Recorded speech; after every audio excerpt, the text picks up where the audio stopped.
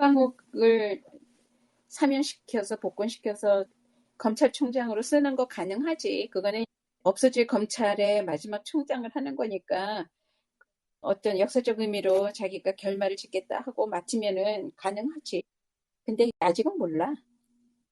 검찰총장이 꼭 있어야 되는가, 없어질 검찰에 그것보다 더 중요한 일을 시키면은 그것도 있을 것이고. 최강욱이 왜 무서운 존재냐, 검찰한테는. 검찰이 해체가 되든 안 되든 간에 그 안에 있는 친윤 검사들, 뭐 그동안에 어떤 성향을 지니고 어떤 일을 했고 이런 그런 거를 다 꿰고 있잖아, 후배들. 자기가 키운 아이들도 있고. 그런데 어떻게 그러고 있는가 다 아니까 다들 겁나지.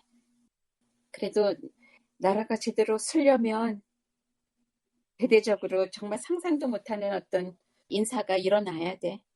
그래서 기대를 하지만 모르지. 그것도 이제 이재명 대통령한테 달렸으니까. 최강욱만이 아니라 사실은 조국한테 무슨 일을 줄까, 그게 더 기대가 되지 않아? 조국 나와야지 되지 않을까 싶으네 이제는. 조국 혁신당은 그 자체로 그렇게 특별한 어떤 존재 가치가 이제는 끝났잖아. 할 일을 했잖아.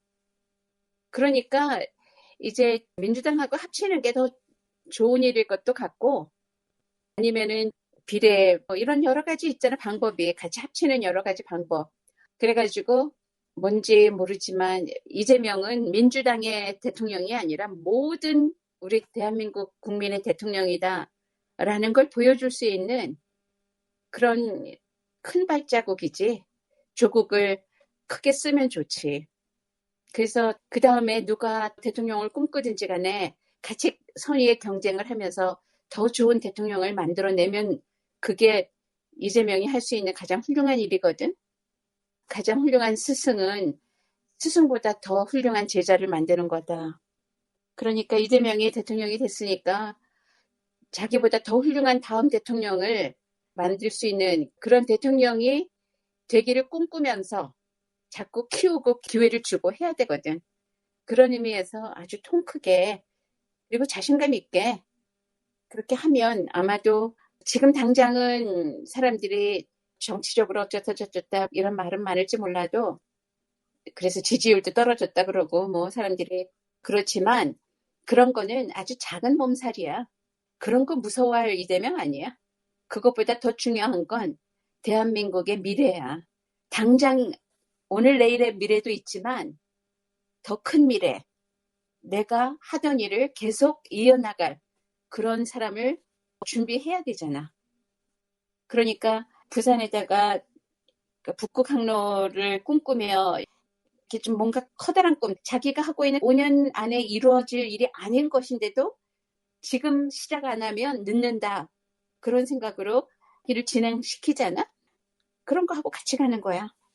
조국은 무엇을 할 수 있을까? 가장 잘할 수 있을까? 어떤 일을 시키면 가장 공부를 잘 해낼 수 있을까? 분명히 뭐가 있을 거라고 생각이 들어. 그래서 함께 일을 할 수 있는, 조국이 이재명 밑에 안 들어갈래 이러는 것이 아니라면 지금이 최고의 좋은 기회거든. 나라 일을 공부할. 나라 일을 공부를 해야지 되거든. 하다가 못했잖아. 다 망쳤잖아. 그동안에. 윤석열이 망쳐놨지. 그런 일들을 하게끔 이렇게 열어주면 정말 이재명이 아주 멋진 사람, 멋진 대통령이 되는 거고, 그러면 나라가 잠시가 아니라 먼 미래까지도 우리가 창창하게 나갈 수 있을 것이다. 그런 기대를 할 수 있게 해주는 거지. 어떤 좋은 일이 생길 거라는 기대가 있어. 사람들이 멋지잖아. 그러니까 더 멋지게 만들어주는 거, 나보다 저 사람이 더 멋지면 안 돼 이러는 거 아니잖아, 이재명은. 그런 거 아무 의미가 없어요. 사람들이 정권 초기에 그런 무리한 수를 두느냐 뭐 어쩌고 저쩌고, 그게 문제가 아니거든. 이 나라에 도움이 되느냐 안 되느냐가 문제지. 민주당 안에서도 조국 사면은 너무 빠르다, 아니면은 자기가 부산시장 되고 싶거나 서울시장 되고 싶은 사람은 혹시 조국이 그쪽으로 나올까봐 반대하는 사람도 있을 거고, 그런 이런저런 잡음이 있을 수밖에 없지. 워낙에 눈길을 끄는 사람이잖아, 조국이. 그러면 서울시장 정도 되면 그 다음 단계로 이제 대통령 대선에 나올 수 있으니까 서울시장 꿈꾸고 있는 사람들이 한둘이야, 지금. 그러니까 잡음이 나올 수밖에 없어. 또 부산 쪽에서 인기가 있으니까 부산시장에도 좋다 그러고 그러면 또 그쪽에 나가려고 했던 사람들이 잡음을 일으키겠지.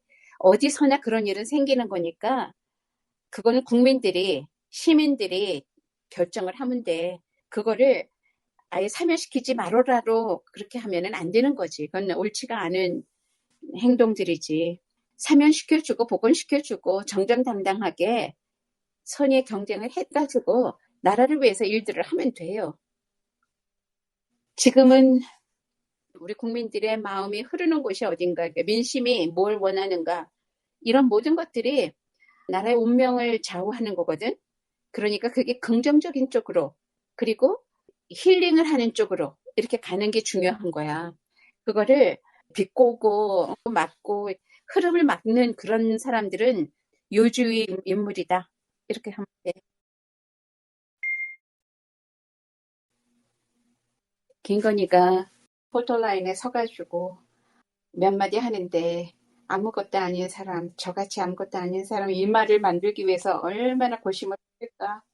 그 생각을 하면 우리 남편은 아무것도 몰라요. 바보라서 아무것도 몰라요 했던 사람이 이제는 다 갖다 씌우려고 자기가 아무것도 아닌 사람이라고 하니까 그게 자기로서는 빠져나갈 구멍이라고 생각을 한 거겠지. 어깨 위에 올라탄 안질뱅이 주술사람에 그런 김건희가 지가 아무것도 아닌 여자라고 출신한데 그렇게 쏘곤쏘곤 이야기를 하면 누가 아이고 불쌍한 여자네 막 이래줄까? 아무도 그렇지 않아요. 아무것도 아닌 게 왜 그렇게 설치되고 나라를 그렇게 함부로 휘짓고 아무것도 아닌 주제에 왜 그랬어? 간이 배 밖으로 나왔다라는 말이 이럴 때 필요한 거구나. 삶 자체가 모든 게 그런 재주를 피워가면서 어떻게 해서든지 남의 돈 등쳐먹고 남 등쳐먹고 막 이러면서 하여튼 끌고 모아야 되는 게 삶이었던 거야. 그 재미로 살았던 거야. 그게 자기가 아주 뭐 실력이 있는 것처럼 착각하고 니네들 나를 니네들이 어떻게 할 건데 막 이런 대바라졌다는 말 있지. 그런 여자야 완전히. 남자들 홀려가지고 후리는 거잖아. 나라에 웬만한 똑똑하다고 자기네들이 생각했던 그런 정치 전능아들 있잖아. 사회성 부족한 그런 엘리트들 갖고 놀았던 거지. 후린 거야. 정치 전능아들. 국힘 사람들 하는 짓들 봐봐. 딱 그 짝이잖아. 뭐 저렇게 모자라도 한참 모자란 사람들이 무슨 정치를 한다고 국민들 앞에서 공인이랍시고.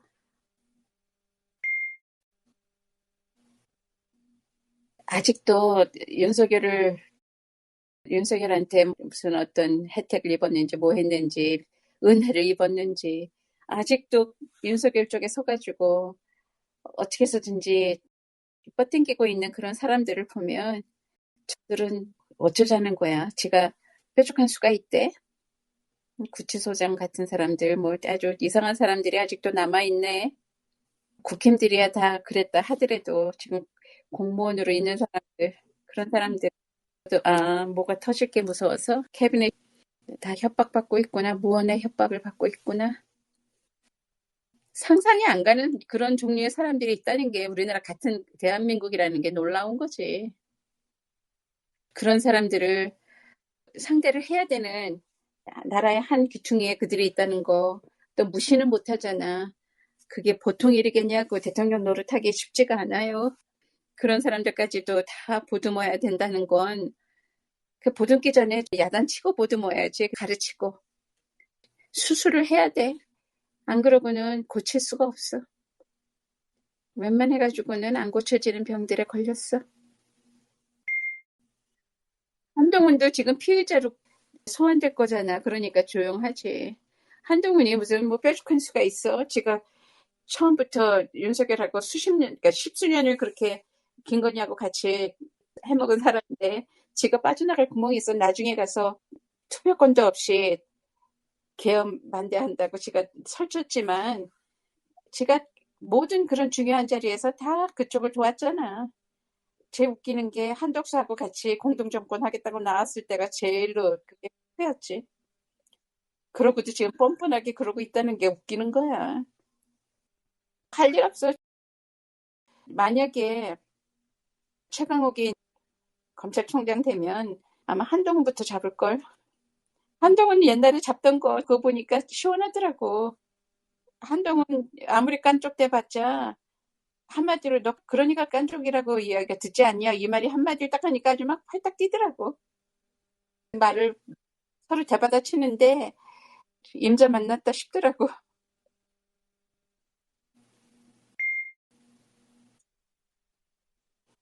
서해건설을 건설회사들은 자기네들이 그런 건설회사 일을 하는 동안에는 나라에 백업이 없으면 할 수가 없을 정도로 너무나 많은 거를 법적으로 자기네들 가족도 뭐 검사 출신이고 그런데도 불구하고 더 확실하게 뒤를 봐줄 사람이 필요하거든. 그래 놓으니까 삼부 토건하고 연결이 잘 돼 있는 그걸로 이미 경험이 있는 김건희한테 도움을 좀 청할 일이 있었겠지.